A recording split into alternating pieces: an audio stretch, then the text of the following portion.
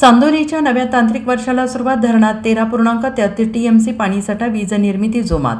चांदोली धरणाच्या 2026-27 या नव्या तांत्रिक वर्षाला सोमवार दिनांक 1 जूनपासून सुरुवात होत आहे.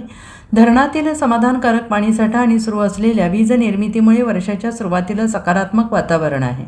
धरणाच्या तांत्रिक वर्षाच्या पूर्वसंध्येला 31 मे धरणात 13.33 TMC 38.75% पाणीसाठा शिल्लक असून त्यापैकी 6.45 TMC 23.44% उपयुक्त पाणीसाठा आहे. गतवर्षी याच दिवशी धरणातील उपयुक्त पाणीसाठा 6.80 TMC एवढा होता. चांदोली धरणाची एकूण साठवण क्षमता 34.40 TMC असून सध्या धरणात 13.33 TMC पाणी आहे. यातील 7 TMC हा मृत संचयी साठा असून उर्वरित 6.45 TMC पाणी वापरासाठी उपलब्ध आहे. त्यामुळे धरण पूर्ण क्षमतेने भरण्यासाठी आणखीन 21.7 TMC म्हणजेच 61.25% पाण्याची आवश्यकता आहे. चांदोली परिसरात दरवर्षी सरासरी 3 ते 5,000 मिलीमीटर पाऊस पडतो.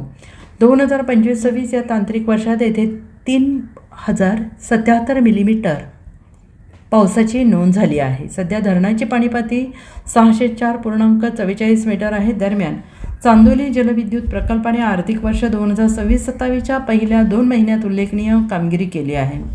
1 एप्रिल ते 31 मे 2026 या 2 महिन्यांच्या कालावधीत प्रकल्पातून 9.74 दशलक्ष युनिट वीज निर्मिती झाली आहे. तर मागील आर्थिक वर्षात 1 एप्रिल 2025 ते 31 मार्च 2026 एकूण 58.8481 दशलक्ष युनिट वीज निर्मिती झाली आहे, अशी माहिती सहाय्यक अभियंता बाबासाहेब पाटील आणि शाखा अधिकारी सुदाम कुंभार यांनी व्यक्त केली आहे. Bureau report SBN Marathi, Chandoli.